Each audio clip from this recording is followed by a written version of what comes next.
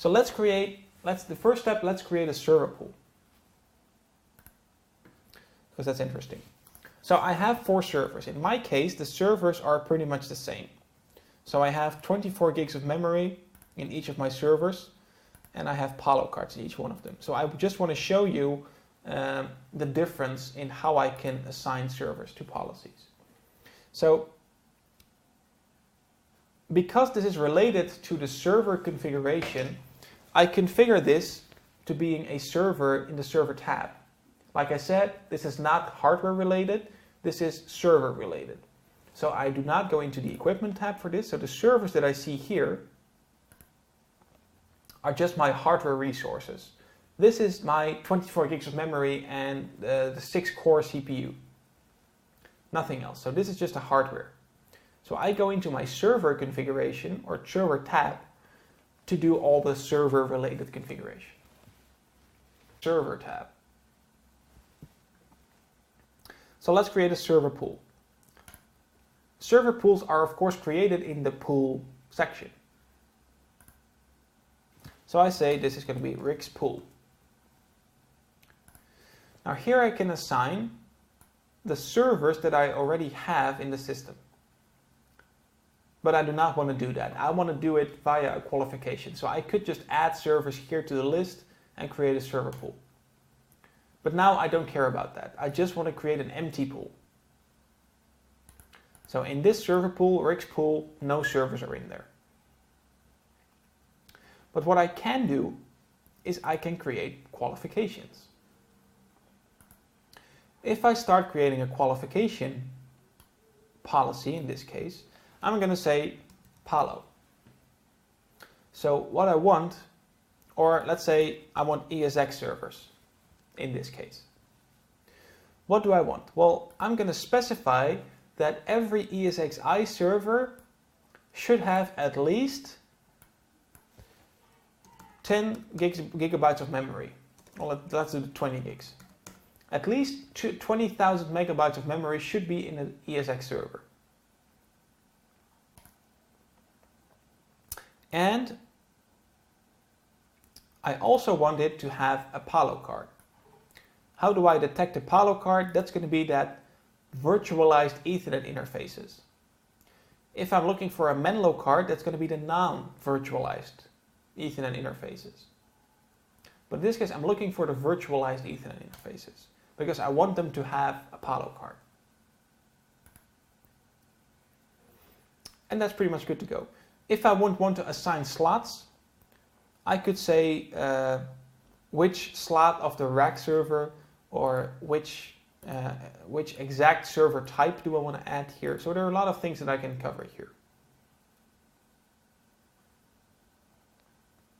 All right, so I set here, I want to have at least a minimum amount of memory and I want to have a Palo card. All right, so I created the qualification for ESX servers.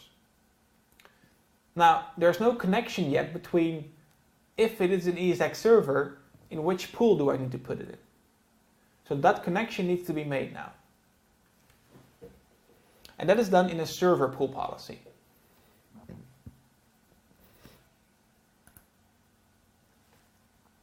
So I create the Rick pool policy. In my Rick's pool policy, I say when a server matches the ESX requirements, then place the server in Rick's pool.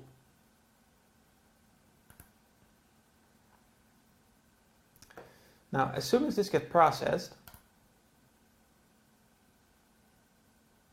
now if I open up my Rick's pool, I will see that I now have my 4th servers automatically being added into Rick's pool. And as you can see here, it says it dynamically added these servers into the pool. So very useful tool. If you insert a new server, it matches the qualification, it automatically gets added here. Nothing else is done here. I just added some pools that I can reuse later on. What if I want to create another pool? So now server pools, that's server pools. So that's a qualification.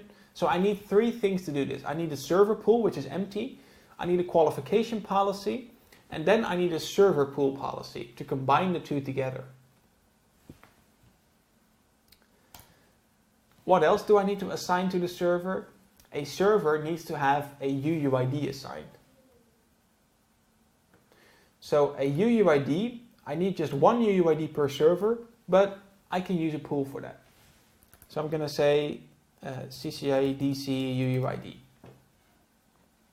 I can use a unique prefix that is from the UCS chassis, or I can specify it.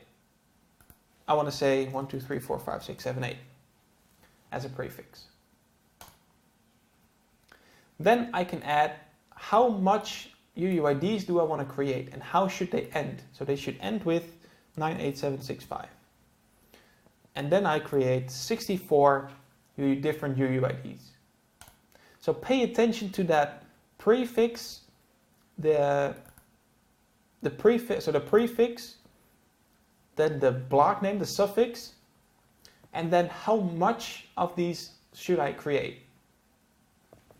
When you step into the lab, this will probably be given to you. So you will probably get a whole list, a table, saying create a server pool for MAC addresses, create a server pool for UUIDs, create a server pool for this, or a pool for this. So you will get a list of all kinds of pools that you need to create, along with the size of that pool. So how much addresses do I need to create? If they do not specify it, then create a pool with a size that's just enough. If I need to assign UUIDs, I only need 4. So I would create a pool of 4.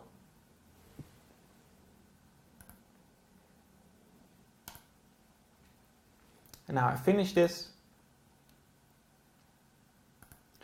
And I can, if I go into the pool, I can see exactly which UUIDs are now going to be available to me. So there's a whole list of 64 addresses here. And behind me, you can see there is a column called assigned to. So in that column assigned to, there will be all the servers that got a UUID assigned. I will get a link towards that server. So here I can see exactly which server or server's profile has the UUID assigned.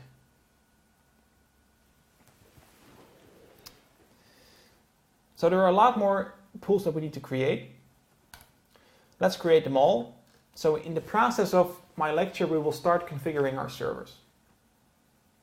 So we need to create MAC address pools because we need to assign MAC addresses. Let's get this into the picture. I say DC pool A. What is a common best practice is that I assign a pool for Fabric Interconnect A and a pool for Fabric Interconnect B. Why do I do that? If I do that, then I can ease my troubleshooting. So if I see a MAC address somewhere in my network and it's coming from my UCS system, I immediately see if it came from Fabric Interconnect A or it came from Fabric Interconnect B. So we were creating our MAC address pools, and like I said, it is a best practice to have a MAC address pool for each of my Fabric interconnects. So in my case, I will create 2 because we of course have 2 Fabric interconnects, and I will specify, let's say I want to have the word A somewhere in my MAC address because I want to know where that traffic came from. And I say, all right, do 25 MAC addresses. And you are encouraged, and this is the full MAC address that I configure here. They encourage you to use the 25B5 prefix because that is the hardware identifier, the OUI, that Cisco assigned to this. So if you start looking for the WW of the 25B5 OUI, you will see that it's connected to Cisco.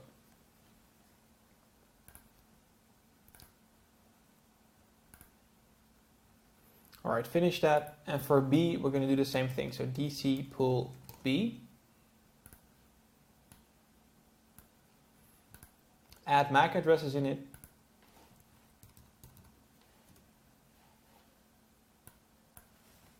(64). Again, pay attention to the amount of MAC addresses that I need to create. And that's that. I will come back to iSCSI boot later. For the WWPN stuff, I need to do that under the SAN tab because it's a storage related feature. So I'm going to say this is my DC WWNN pool. Next, create the pool. Again, I don't care if it's A or B. Create 64 WWNNs. Finished. WWPNs, I'm going to use different pools. And here again, I have a WWPN per VHBA. So again, a VHBA uses either Fabric A or Fabric B. So I pretty much want to know where my WWPN came from. So I'm going to say, all right, this is going to be AAAA. So I know for sure that this came from Fabric Interconnect A.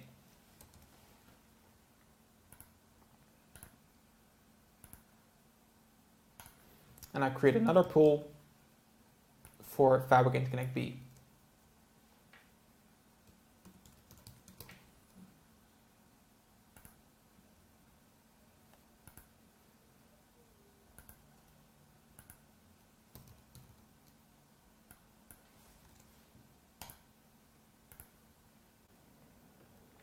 All right, so those are my worldwide name pools. And then there's one more pool that I need to configure, and that is a special pool. So there's one more pool in the system above the MAC address. So we configure the MAC pool, a UUID pool, a WWPN pool, WWNN pool. But there is one more pool, and that is the management IP pool. Where is this used? This management IP pool is used by the CIMC, which is inside the Blade server. So like I said, that C-series server has an out-of-band management port, an RJ45 port with where a UTP cable goes in. But the Blades also have this chip. On the C-series servers, it has a nice web interface, a nice web GUI. The CIMC on the Blades just has a connection for the UCS manager, just an XML interface. So no web GUI, it's only going to be controlled by the UCS manager. Now this is a special thing. It is technically internal traffic. So I assign an IP address to each of my blades to manage the CIMC from. What do I do with the CIMC? So the CIMC in the blades, what does it do? I can say, most importantly, KVM. So if I want to take over the keyboard, video, mouse inputs from the physical blade, I do that via the CIMC. It can do things like virtual media. Virtual media is the technology to mount an ISO image or a floppy disk image and let that show up in the blade itself. So I do not need to go with my USB key or with my remote USB drive or CD-ROM drive towards my physical blade and mount a CD image from ESX, for example. I can do that automatically through virtual media. So all these things, and for example statistics, are collected and thresholds above that. All the management things that you can think of for a Blade server are managed by the CIMC or SIMC. This SIMC has an IP address. And like I said, there is no web GUI. It's not a separately managed device. It's going to be managed by UCSM. So if you look at the traffic flow, I have my Fabric Interconnect, I/O module, the blade chassis, and inside that chassis I have a blade. In that blade there is a little CIMC chip that is using the in-band connections of the mezzanine card. So that other card here is the mezzanine card or the Palo or Menlo card. Either way, the CIMC is using that in-band path towards the card and then goes out on its physical links up to the Fabric Interconnect. So the traffic flow is always, so here I have that in the Fabric Interconnect I'm running UCSM. Every packet sent from the CIMC ends up in the UCSM. So this is all local traffic. The only remote traffic that I have is a KVM session. So if my PC, which is somewhere maybe in another country, so I have my remote workstation where I want to see a KVM session on, if I want to see that session, my PC is going to set up a connection directly to the CIMC. That is a direct IP connection towards the physical blade, towards the SIMC and the physical blade. Now, like I said, it is using the physical architecture, so it's in-band management. It's an out-of-band chip, but it's managed in-band. There's no separate cabling for this. Now, like I said, because every packet of the SIMC is managed through the UCS manager, how do I set up this connection?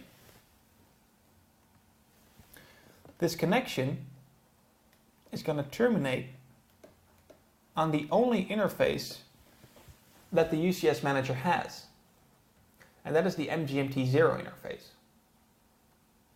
So if I set up a serial over LAN comment, that's exactly the same. So it's KVM over IP, yes, and serial over LAN, same thing. If I set up a serial over LAN session, that's also going to be directed to the CIMC from my management station. But the point that I'm making here is that every packet that my machine, my local machine, sets up to a SIMC is going to go over the management 0 interface.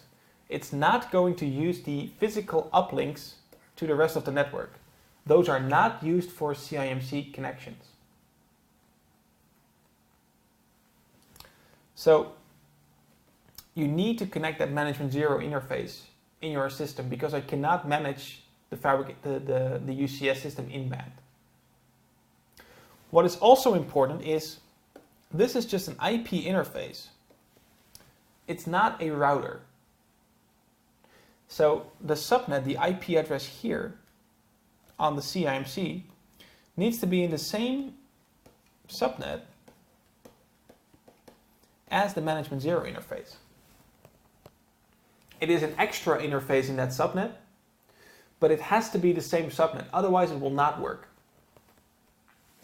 Because this is not a routed connection, it does not have an internal subnet and an external subnet and it will route between that. It is not going to proxy the connections across that same IP here. So what could also be a solution if this management 0 port would be a proxy server or anything that would proxy your request to the correct server? No. It's just bridging your packet from management 0 to an in-band port, and therefore it has to be in the same subnet. So that management IP pool that I create needs to have the same subnet as the management 0 subnet. And besides having IP addressing, I also need to have a subnet mask, a default gateway, and possibly even DNS servers. So there are a lot of things configured in that management IP pool.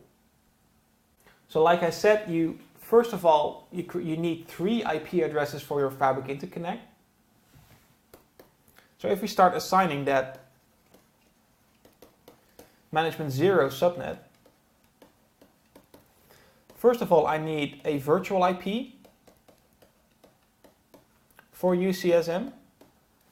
Then I need an FIA IP. I need a Fabric Interconnect B IP. And then I need an IP address for each of the blades.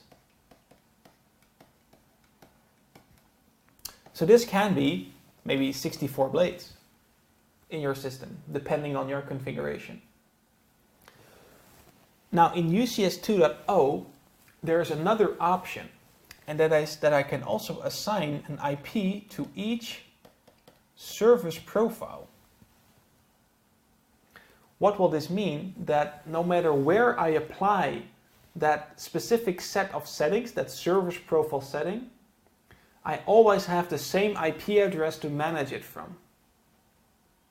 So by default, every blade will get an IP address assigned. That's always the case. By the way, I technically do not need a pool for this. I can statically configure it, but I don't know any practical use for that. So I could go into my server. I can show you that. So I can go into my server and say, all right, here I am, and then it is in inventory, and then CIMC, and then modify static management IP. So I can set a static IP address for the CIMC. But 99% of the times this will come from that pool. But yes, it's very valid point to have this assigned, first of all, through a pool, and second, creating that per blade. So first of all, I need an IP address per blade, but I can also assign a service profile, a management IP. So no matter what blade that I assign it to, so the blade will have two addresses then. First its own address and then the service profile address that it will both respond to. I don't see this used a lot in production. People still assign it, but why would they technically need it? Because if you do not assign an IP address to a service profile, it will just start using the IP that is assigned to the blade. So if this is not done, it's going to use the blade IP automatically. It's going to inherit that IP address that is assigned to the blade. And how many times do I really point to an IP address when I set up a KVM session? For serial over LAN, that might be an issue. So I can maybe have an application that's using serial over LAN that I use that IP address from. Otherwise, KVM sessions are started inside the UCS manager. So I just click on a button and that button will then automatically redirect to the correct IP address. So why would I bother with that? But of course, if the lab tells you to configure this, pay attention to it. Make sure that you configure the correct things. So first of all, your blade will get an IP address assigned. And if they say make sure the service profile gets an IP address assigned, that's going to consume another IP in your pool. So technically, if I have 64 blades, that means that I also have 64 service profiles. So this is quite a big IP pool that I need. So make sure that if you're doing a real-life deployment, then make sure that you assign the maximum amount of IP addresses that you might need there. So where do I configure that? That is a big difference in 2.0 and 2.1, by the way. In 2.1, they say the management IP pool is a server setting. So I do that under the servers. But in the previous releases and also in the lab, the management IP pool is using the UCS manager, so that management 0 interface. So they said you need to configure that under the admin tab. So if you're looking for the management IP pool in the lab, that's going to be in the admin tab. So here it is, the management IP pool. And here I can specify a block of IP addresses. So in this case, I specify the IP addresses. I need to specify the amount of addresses. So this is going to be used by both the hardware blades and the service profile. So therefore I configure 8 because I have 4 blades. So I will assign 4 addresses to each blade. And then when I'm starting to configure my service profile, I will have 4 addresses for each service profile. So in total, I need 8 addresses here. Subnet mask is already correct.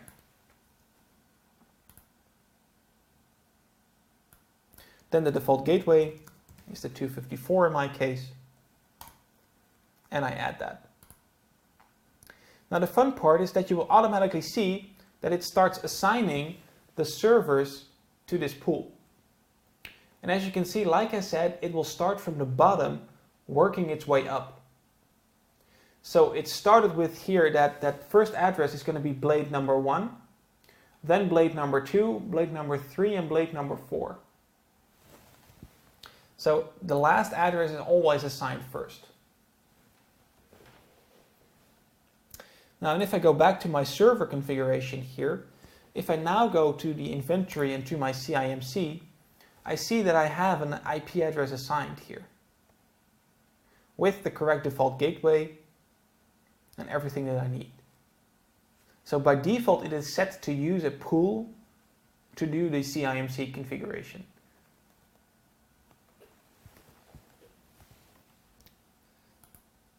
So I already lost 4 addresses in my pool here just by enabling it. So now we created all the pools that we need.